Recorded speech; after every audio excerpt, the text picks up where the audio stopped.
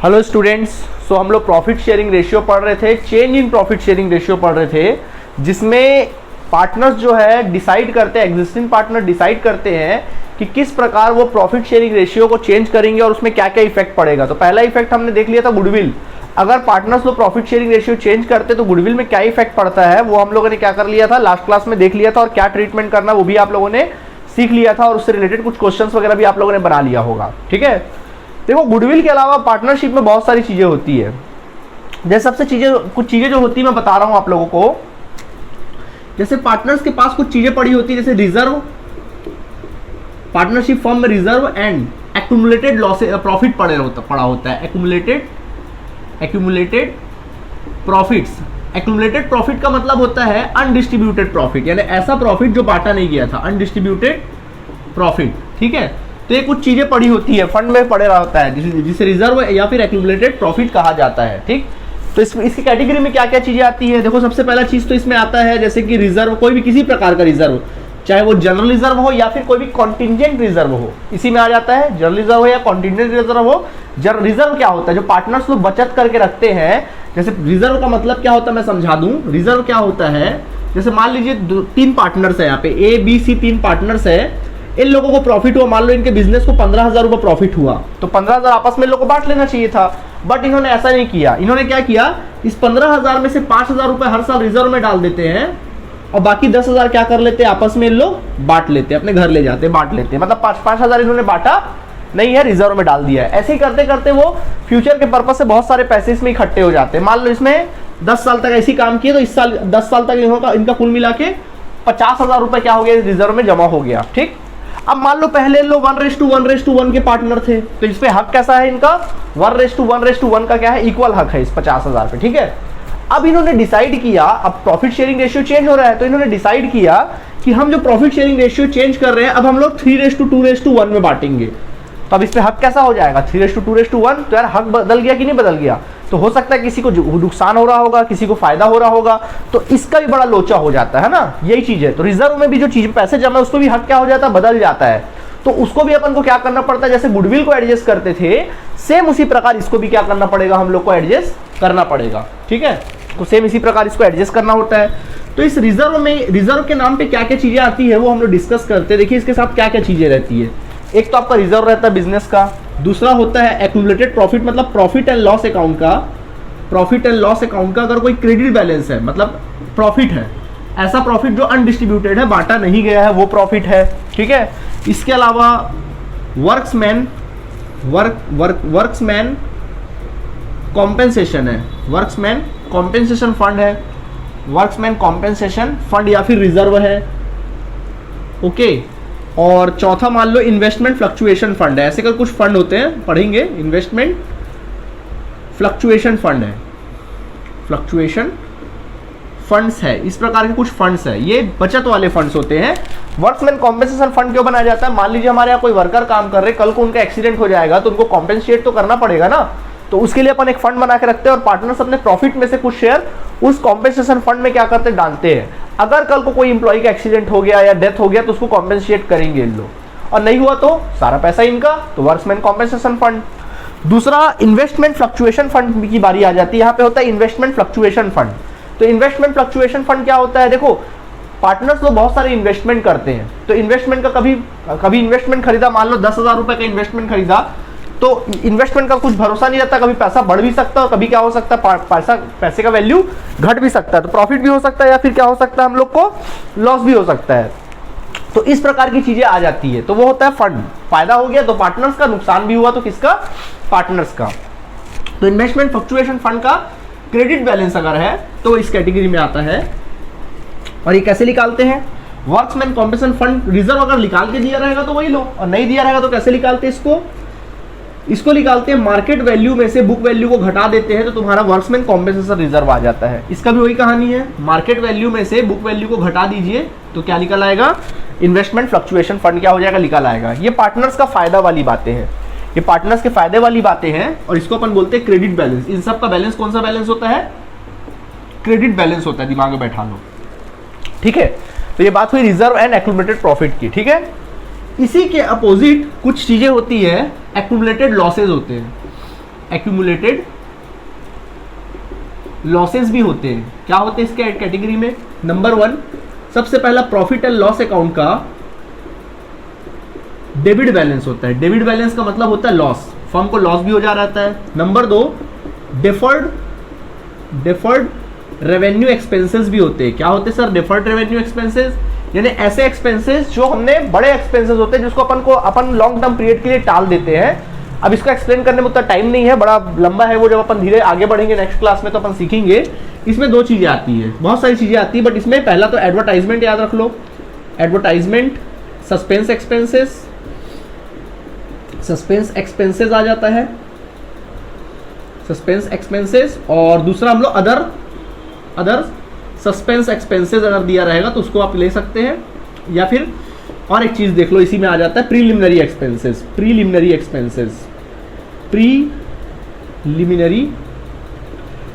Expenses, मतलब ऐसा expenses जो बहुत बड़ा है, 5-6 साल के लिए आपने कर दिया है, तो वो लॉसेस की तरह ट्रीट करते हैं। एक्सपेंसेस है जिसको रिटर्न ऑफ नहीं किया गया, वो सारी चीजें आती है। तो ये फायदे वाली चीजें हैं, वो नुकसान वाली चीजें हैं। इनका बैलेंस हमेशा क्रेडिट होता है, और इन सब का बैलेंस हमेशा क्या होता है? डेबिट बैलेंस क्या होता है? हमेशा शो होता है। समझ में आया कि नहीं आया? ठीक है, तो यहां तक हमारा क्या हो गया ठीक। तो देखिए सवाल उठता है, यहां पे अपन बात इसलिए कर रहे हैं इन सब बातों का, कि सवाल उठता है जब मान लीजिए 3 पार्टनर है, पार्टनर ए है, पार्टनर बी है और पार्टनर कौन है? सी है। ए बी सी तीनों पार्टनर मान लो इक्वल पार्टनर है, ठीक है, इक्वल पार्टनर है। अभी नुकसान वाली बात छोड़ो, देखो भाई पार्टनर का फायदा भी है आपका, तो नुकसान भी आपका है, तो दोनों को एक साथ लेके चलते हैं अपन लोग। तो देखिए इनके सामने प्रॉब्लम क्या क्रिएट होता है। अब इनके पास मान लीजिए कुछ रिजर्व है, यही कुछ फंड है, ठीक है, फंड है और इसमें कुछ पैसे पड़े हुए हैं। अभी फिलहाल इनका हक इस पे कैसा है? 1:1:1 का हक है, ठीक।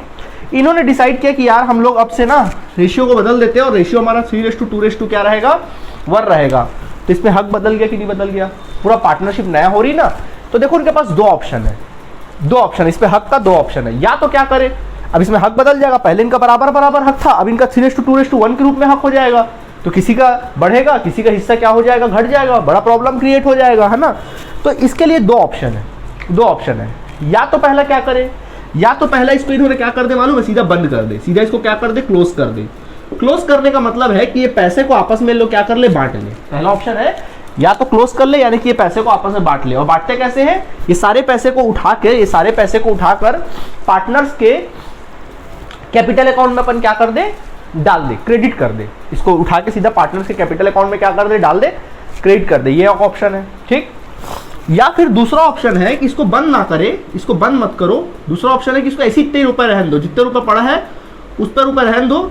जिसको जो फायदा हो रहा है, जिसको जो नुकसान हो रहा है, वो उसको फुलफिल कर देगा, एडजस्ट कर देगा, ठीक है। जिसका जो फायदा या नुकसान हो रहा है उसको लोग क्या कर देंगे? फुलफिल कर देंगे। फॉर एग्जाम्पल मान लीजिए इसमें पड़ा हुआ है 6,000 रुपए। कैसे क्या पड़ा है? 6,000 पड़ा है। अगर देखा जाए, हक की बात किया जाए, तो प्रॉफिट शेयरिंग रेशियो में चेंजेस के पहले इनका हक क्या रहा होगा?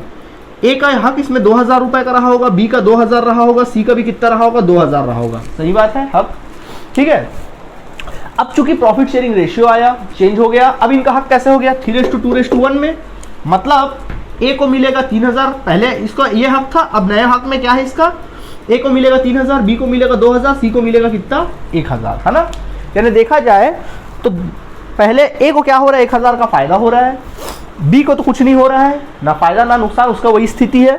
और सी के साथ क्या हो रहा है? 1,000 का उसको क्या हो जा रहा है? पहले 2,000 का मालिक था वो, आज 1,000 का मालिक है, घाटा हो रहा है।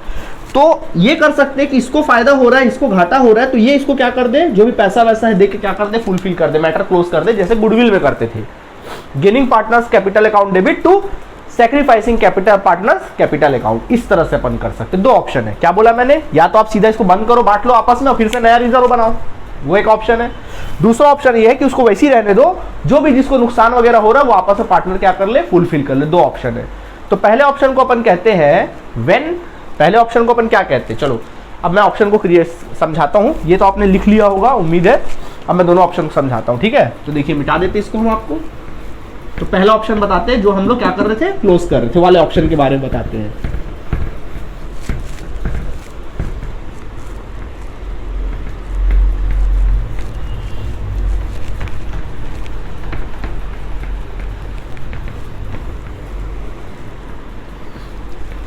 सो पहला वाला ऑप्शन क्या था कि हम जो भी प्रॉफिट या लॉस है उसको सीधा क्या कर ले, बंद करके पार्टनर्स के अकाउंट में क्या कर दे, ट्रांसफर कर दे, सीधा बंद कर दो, नया रिजर्व चालू करेंगे, फिर से नया रिजर्व चालू करेंगे। तो पहला क्या ऑप्शन, तो क्या क्या एंट्री होगा, जितने भी रिजर्व पैसे थे, तो पहला हेडिंग डाल देते हैं number 1, when reserve and accumulated profit are to be transferred to partners capital account, ठीक है। पार्टनर्स क्या पढ़ रहे हैं, कैपिटल अकाउंट, ठीक है। यार इसका मेन हेडिंग क्या है, अपना टॉपिक क्या पढ़ रहे थे, टॉपिक पढ़ रहे थे अकाउंटिंग ट्रीटमेंट ऑफ, हेडिंग डाल लेना इसका मेन हेडिंग ना, स्टार्टिंग चैप्टर टॉपिक का नाम है, मैंने बोलना भूल गया था, accounting treatment of accumulated profit and reserve of existing partner at the time of profit sharing change in profit sharing ratio, at the time of change in profit sharing ratio, ठीक है, लिख लीजिएगा। अब देखिए पहला ऑप्शन क्या है कि उनके पास जो रिजर्व है, पहला ऑप्शन ये है कि जो भी उनके पास रिजर्व पड़ा हुआ है, जो भी रिजर्व या प्रॉफिट जो पड़ा हुआ है, जो मैंने बताया प्रॉफिट वाले मैटर की बात बताया, क्रेडिट बैलेंस वाले मैटर की बात बताया, पहला ऑप्शन है कि इसको सीधा क्या कर ले, बंद कर दे, सीधा बंद करके आपस में पार्टनर्स बांट के अपने घर ले जाए, फिर से नया रिजर्व बनाएंगे, ठीक है। तो क्या होगा, इसमें से इसका बैलेंस क्या है बताओ, इसका बैलेंस क्या है, इसका बैलेंस क्या है, क्रेडिट।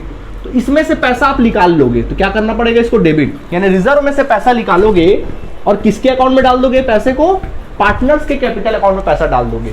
मतलब क्या सीखा हम लोगों ने, ये रिजर्व है और ये पार्टनर्स का कैपिटल अकाउंट है, ठीक है। पार्टनर्स का क्या अकाउंट है, पार्टनर्स का कैपिटल अकाउंट है, ठीक है। तो रिजर्व में से पैसा निकालोगे, इसमें डाल दोगे, इसका बैलेंस क्या है, क्रेडिट है, ठीक है। तो इसमें से जब पैसा निकालोगे तो क्या करना पड़ेगा, रिजर्व को डेबिट करना पड़ेगा, और पार्टनर्स के अकाउंट में डाल रहे हो तो पार्टनर्स के अकाउंट क्या होगा, क्रेडिट होगा, ठीक है।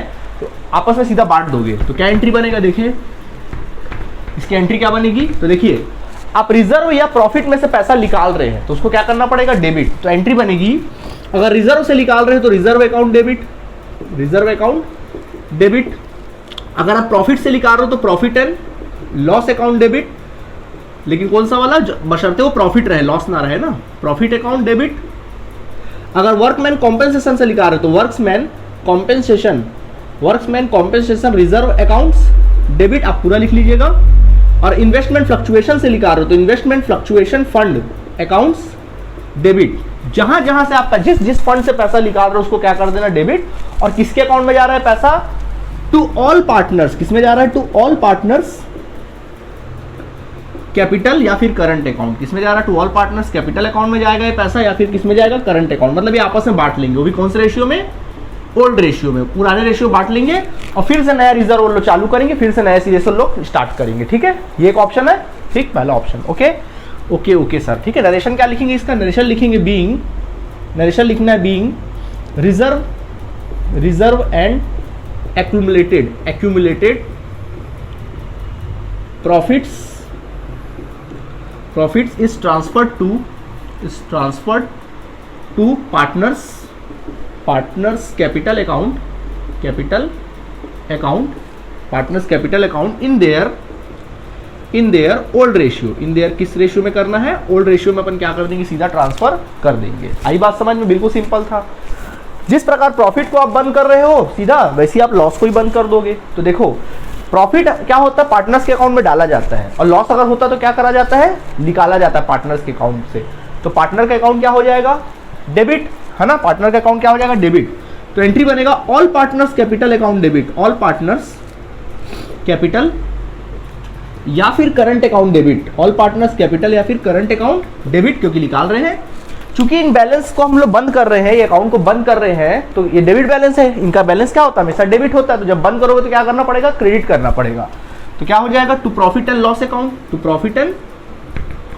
प्रॉफिट एंड लॉस अकाउंट, यानी कि कौन सा बैलेंस है, लॉस बैलेंस है, ठीक है। Okay, to deferred revenue expenses account, to deferred revenue expenses account, ठीक है। मतलब उसमें एडवर्टाइजमेंट जो भी होगा आ जाएगा। आई बात समझ में कि नहीं आई, उसको क्या कर देंगे, बंद कर देंगे।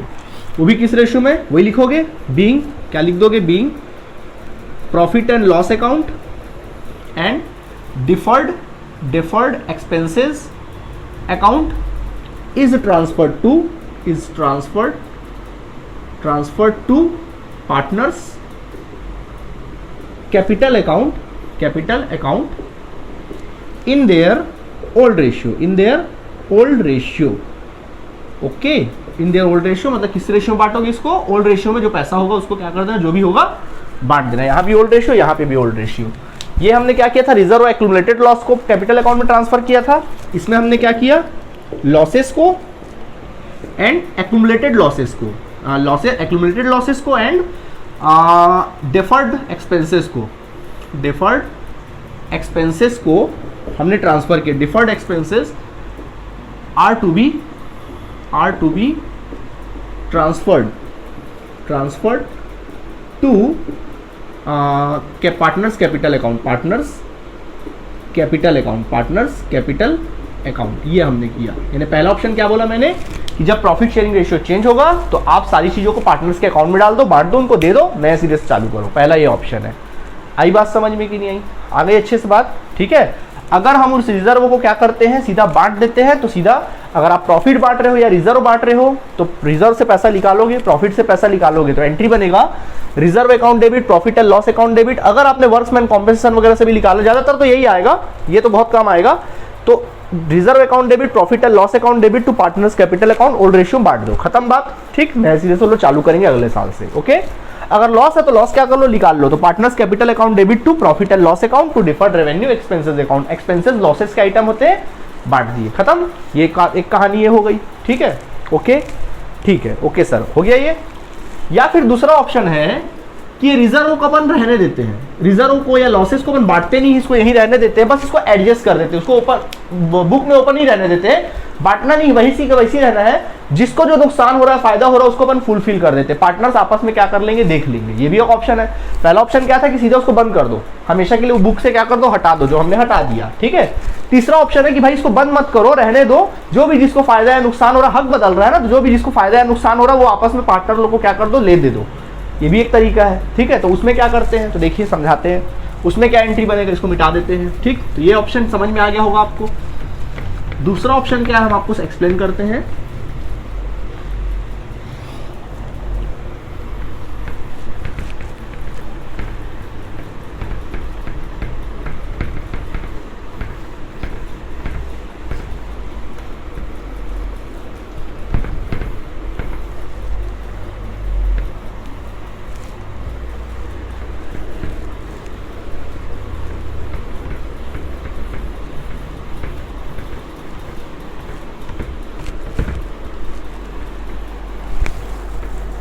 देखिए, दूसरा ऑप्शन जो बच्चों है वो ये है कि सीधा क्या कर ले, जो भी रिजर्व है या जो भी लॉसेस वगैरह जो भी है, प्रॉफिट वगैरह है, उसको ओपन ही रहने देते हैं। जो भी जिसको फायदा या नुकसान हो रहा है उसको बांट लेते हैं। ठीक है। कैसे निकालोगे, कुछ नहीं है, जो जिसको नुकसान हो रहा है उसको पैसा मिलेगा, सेक्रीफाइस जो कर रहा है उसको पैसा मिलेगा, कल मैंने सिखाया था। और जो जिसको फायदा हो रहा है, जो गेन कर रहा है, वो क्या करेगा, पैसा देगा। ठीक है। तो गेनिंग पार्टनर के अकाउंट से पैसा निकालेंगे, आता है ना गेनिंग रेशियो निकालने, तो अपन लिखेंगे formula gaining partners capital account debit, gaining partners capital और करंट अकाउंट डेबिट। ठीक है। जो गेनिंग कर रहा है तो कॉमन सी बात है, इसको फायदा हो रहा है तो पैसा देगा भैया ये। तो गेनिंग के पार्टनर के अकाउंट से पैसा क्या कर लो, निकाल लो, उसके घर मत जाओ लेने के लिए। और जो बंदे को नुकसान हो रहा है, जो सैक्रिफाइस कर रहा है, तो सैक्रिफाइसिंग या सैक्रिफिसिंग पार्टनर्स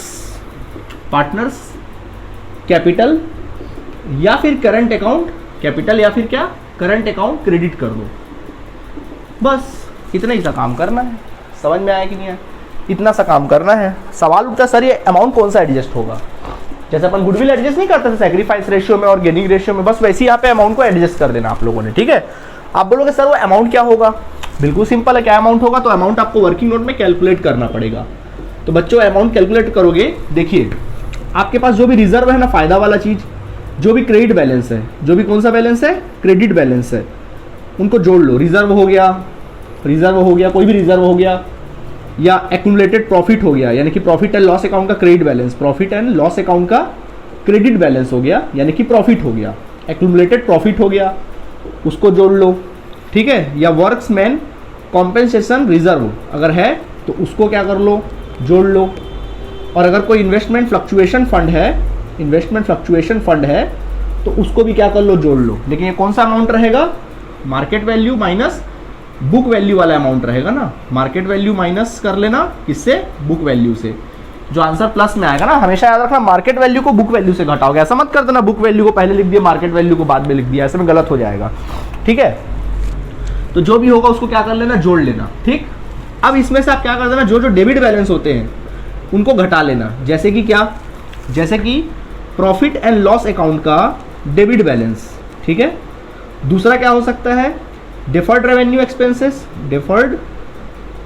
एक्सपेंसेस, जैसे कि एडवर्टाइजमेंट एक्सपेंसेस या फिर प्रिलिमिनरी एक्सपेंसेस जो मैंने एग्जांपल दिया वो हो सकता है।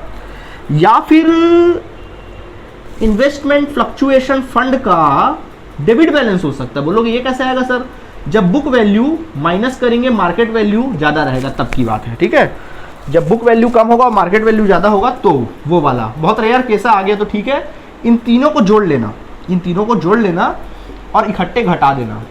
जितना वैल्यू आएगा, जितना बैलेंस आएगा नेट, उसी को यहाँ पे क्या कर देना, एडजस्ट कर देना सैक्रिफाइस या फिर गेन रेशियो में। आई बात समझ में। नरेशन क्या लिख सकते हैं, बीइंग, नरेशन लिख सकते हैं being.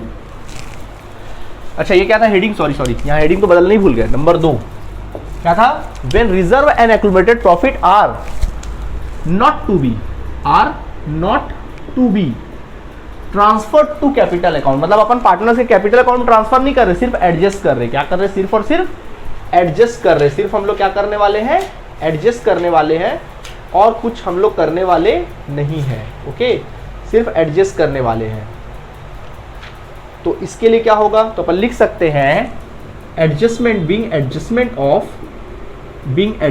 Of reserves and accumulated profits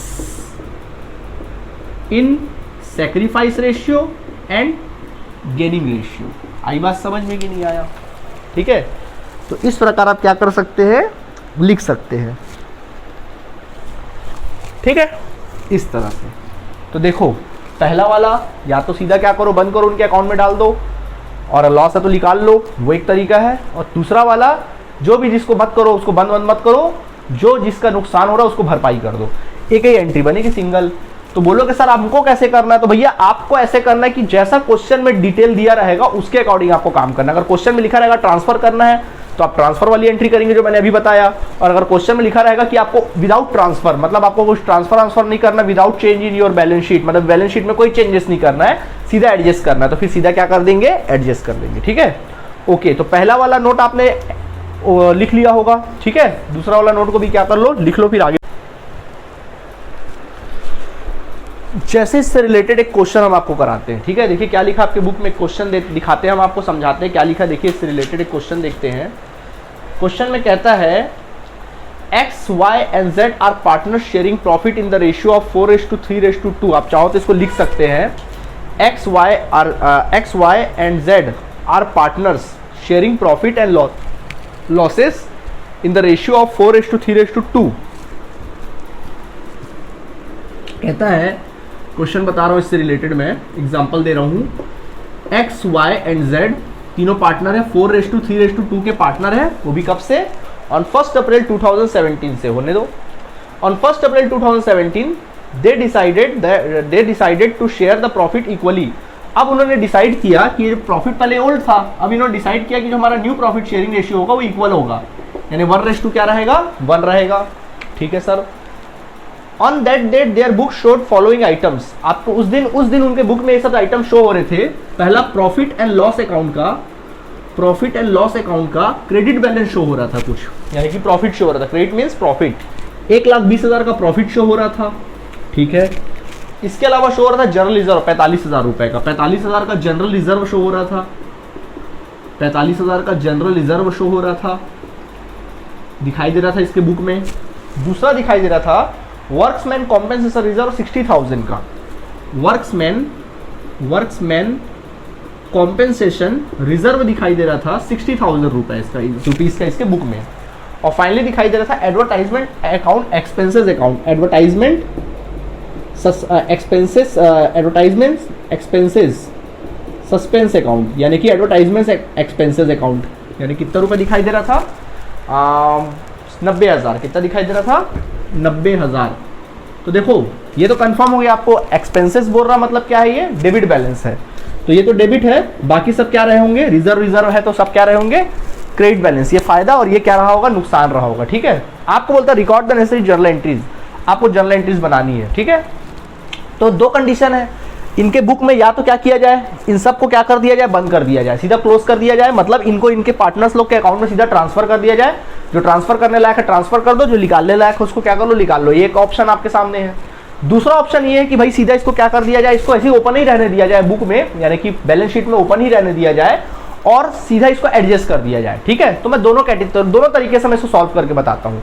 सबसे पहला मैं बताऊंगा इसको जब अपन ट्रांसफर कर देते हैं। ठीक है, तो मैं अपना कंडीशन बता रहा हूँ, सॉल्यूशन लिखूंगा, फर्स्ट ऑफ ऑल सॉल्यूशन लिखूंगा। देखो आप लोग जर्नल एंट्री का पूरा कॉलम बना के करना, मैं डायरेक्ट लिखता हूँ, पूरा कॉलम बना के लिखेंगे। ठीक है, मैं यहाँ पे वर्किंग नोट के लिए जगह छोड़ लेता हूँ और मैं सीधा एंट्री करता हूँ।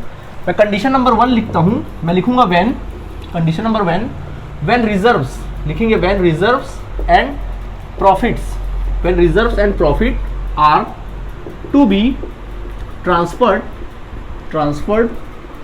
To partners capital account, to partners capital account. जब पार्टनर्स कैपिटल अकाउंट में ट्रांसफर किया जाता है तो क्या होगा वो देखेंगे। ठीक है, ट्रांसफर कर देते हैं। तो पहला एंट्री क्या बनेगा, profit and loss account, profit है, क्रेडिट बैलेंस है, मतलब प्रॉफिट है, फायदा है, ये भी फायदा है, ये भी फायदा है। ये तीनों जो फायदे हैं उनको पार्टनर्स के अकाउंट में क्या कर देते हैं, डाल देते हैं। यानी डालना मतलब पार्टनर्स के अकाउंट क्रेडिट करना। तो यहाँ से निकाल रहे हो तो इनको क्या करना पड़ेगा, डेबिट।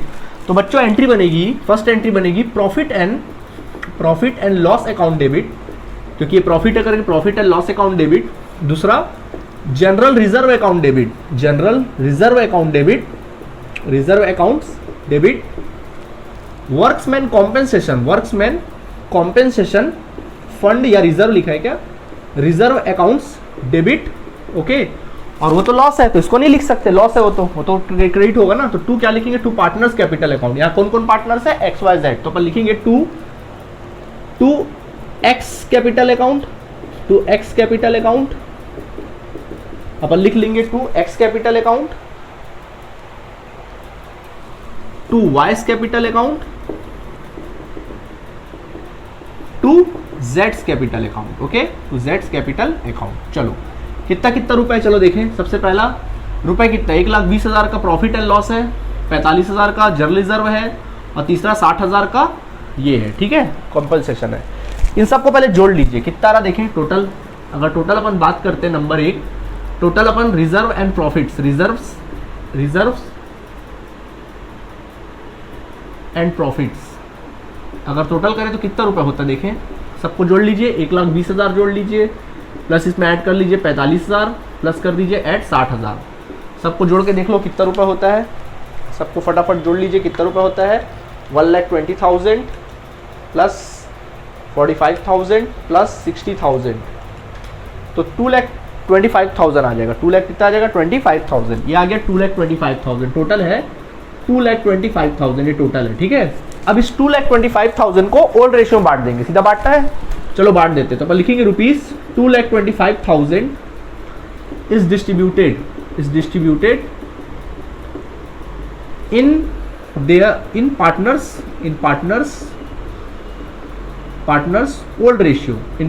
ओल्ड रेशियो 4:3:2 ऐसे बांट देना हम लोगों को। ठीक है, चलो बांटते हैं। तो 2 लाख एक्स को, वाई को, जेड को, चलो बांटे। 2,25,000 इंटू कितना करना पड़ेगा, 4 + 3 7, 7 + 2 9, 4 / 9, 2,25,000 इंटू 3 / 9, एंड फाइनली जेड का निकाल लो 2,25,000 इंटू 2 / 9। चलो निकालो कितना आता देख लेते हैं, जल्दी फटाफट कर लेते हैं, कितना आता देखते हैं।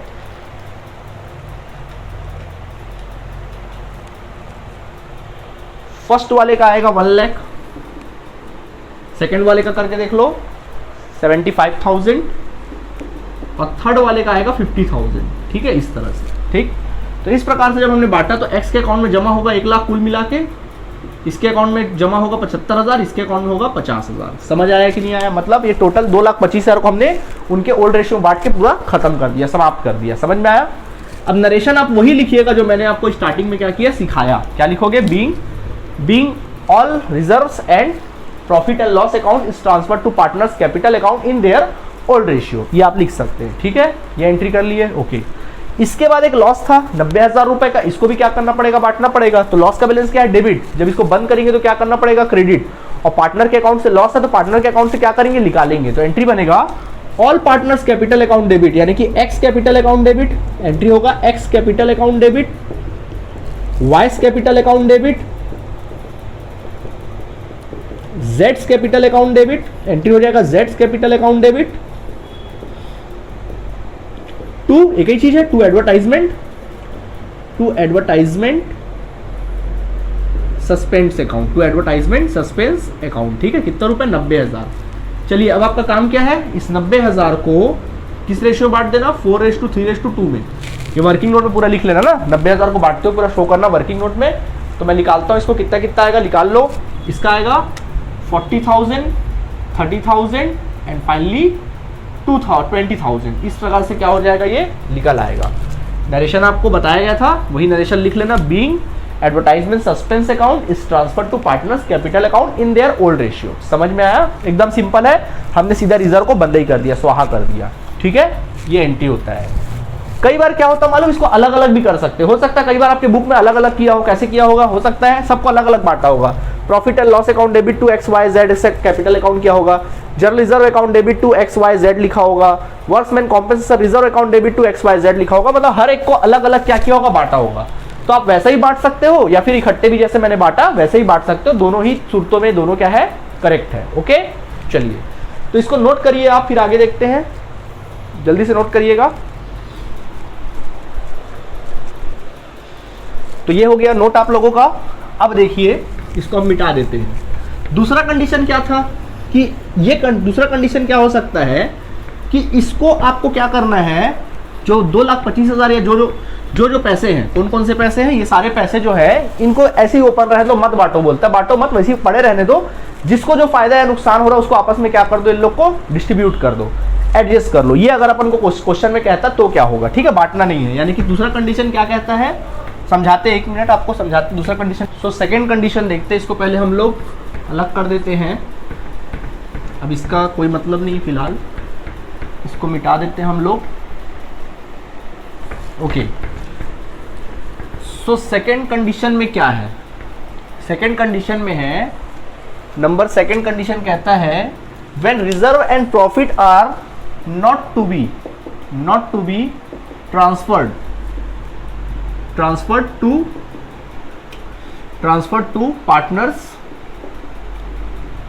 Capital account. मतलब हम लोग रिजर्व एंड प्रॉफिट को ट्रांसफर ना करें, उसको बुक में वैसे ही पड़े रहने दें और उसको एडजस्ट करें, तब क्या एंट्री होगा। तो देखो इसके लिए पहले तो आपको क्या करना पड़ेगा, वर्किंग नोट करके पार्टनर्स का गेनिंग रेशियो और सैक्रिफाइस रेशियो पहले भैया आपको फाइंड आउट करना पड़ेगा। तो अलग से बच्चों वर्किंग नोट पहले ये काम कर लीजिए आप, ठीक है। चलिए अपन लोग वर्किंग नोट में काम करते हैं। पहले अपन गेनिंग और सैक्रिफाइस रेशियो को ट्रांसफर करते हैं। तो देखो सैक्रिफाइस रेशियो का फॉर्मूला क्या होता है, मैं बिल्कुल शॉर्ट में लिख रहा हूँ ना, वर्किंग नोट पूरा बना के लिखना आप लोग, तो ही मार्क्स मिलेगा आप लोगों को, नंबर मिलेगा, ठीक है। इसलिए पूरा लिखना, मैं डायरेक्ट शॉर्ट में कर रहा हूँ। तो फॉर्मूला क्या है, sacrifice ratio is equal to old ratio minus क्या लेते हैं अपन लोग, न्यू रेशियो, यही होता है न्यू रेशियो। देखिए तो पहला अपन निकालते हैं एक्स का। तो एक्स का ओल्ड रेशियो कितना भैया, देखिए 4/9, जबकि न्यू रेशियो कितना है 1/3। सही बात है, ओल्ड रेशियो है 4/9 और न्यू रेशियो 1/3।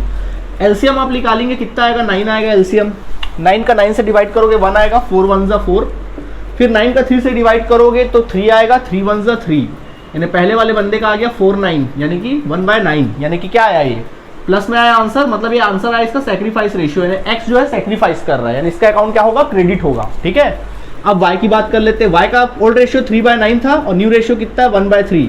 एलसीएम निकालोगे 9 आएगा, चलो 3 माइनस करेंगे और 9/3, 3 1 जा 3, 3 3 जा 9, 3 1 जा 3, 0/9 यानी नील। यानी ये ना तो सैक्रिफाइस कर रहा है, ना तो ये कुछ ना तो सैक्रिफाइस कर रहा है, ना तो ये बंदा गेन कर रहा है, कुछ नहीं कर रहा। तो इसका कोई मतलब ही नहीं, परे है, इसका हिस्सा उतना ही का उतना ही है। और z की बात कर लेते हैं। z का ओल्ड रेशियो था 2/9 था ओल्ड रेशियो, और नया वो रेशियो क्या है 1/3। सॉल्व करते हैं, एलसीएम निकालो 9, 9 9 1 2 माइनस, और इधर 3 3 9, यानी कि 3 - 1 यानी -1/9 गेन कर रहा है। तो यानी देखा जाए तो 1/9 सेक्रीफाइस कर रहा है, ये 1/9 क्या कर रहा है, गेन कर रहा है ना। तो अपन देख लेते हैं, x का सेक्रीफाइस रेशियो आ गया तुम्हारा 1/9, और z का गेन रेशियो आ गया कितना 1/9। ठीक है, तो एंट्री क्या बनेगी पहले ये देख लो। तो सर एंट्री सीधा बनेगी, जो बंदा गेन कर रहा है उसके अकाउंट से पैसा निकालेंगे, तो गेन कौन कर रहा है z, तो लिखेंगे जेड्स capital account debit. First of all लिखोगे बच्चों जेड्स कैपिटल अकाउंट, जेड्स कैपिटल अकाउंट डेबिट, जेड्स कैपिटल अकाउंट डेबिट। और कौन सेक्रीफाइस कर रहा है, to X capital account, Y तो कुछ नहीं कर रहा, तो उसको जस का तस रहने दो। ठीक है, नरेशन लिख सकते हैं being adjustment of reserves and accumulated profit, ये आप लिख सकते हैं। ठीक है, अब क्या होता है, सवाल होता है सर यहाँ अमाउंट कौन सा आएगा, तो अमाउंट निकालना सिखाया था ना, यहाँ पे अमाउंट कौन सा आएगा। देखो जितने भी प्रॉफिट क्रेडिट वाले बैलेंस है उसको जोड़ लो, और डेबिट वाले बैलेंस को घटा दो, जो बैलेंसिंग आएगा उसी को एडजस्ट करना है। तो क्या करोगे आप, वर्किंग नोट पे लिखना, सबसे पहला क्या है journalism, profit and loss account का क्रेडिट बैलेंस, मतलब प्रॉफिट कितने रुपये प्रॉफिट दिया है 1,20,000, इसमें जोड़ लो जनरल रिजर्व दिया है, देखो क्वेश्चन में जनरल रिजर्व को क्या कर दो, जोड़ दो, कितना दिया भाई 45,000 दिया हुआ है। और फिर उसके बाद नंबर 3 वर्क्समैन कॉम्पेंसेशन रिजर्व दिया है, कितना दिया है 60,000 दिया है। तो क्रेडिट बैलेंस वाले पहले जोड़ लीजिए, इसको जोड़ा था हमने 2 लाख, कितना था 25,000, और इसमें से एक ही चीज़ है, क्या है एक्यूमुलेटेड लॉसेज में एडवर्टाइजमेंट एक्सपेंसेस है, कितना दिया है भाई 90,000, घटा दो। चलो 2,25,000 में से 90,000 घटाओ, देखो बैलेंसिंग फिगर कितना आता है, 2,25,000 में से हम डिडक्ट कर देंगे 90,000, तो आएगा 1,35,000। आ गया 1,35,000 वैल्यू, जो डिफरेंस वैल्यू है वो कितना आ गया, डिफरेंस कितना आ गया, डिफरेंस 1,35,000। इसी 1,35,000 को आप 1:19 में एडजस्ट करेंगे, यानी x और y का।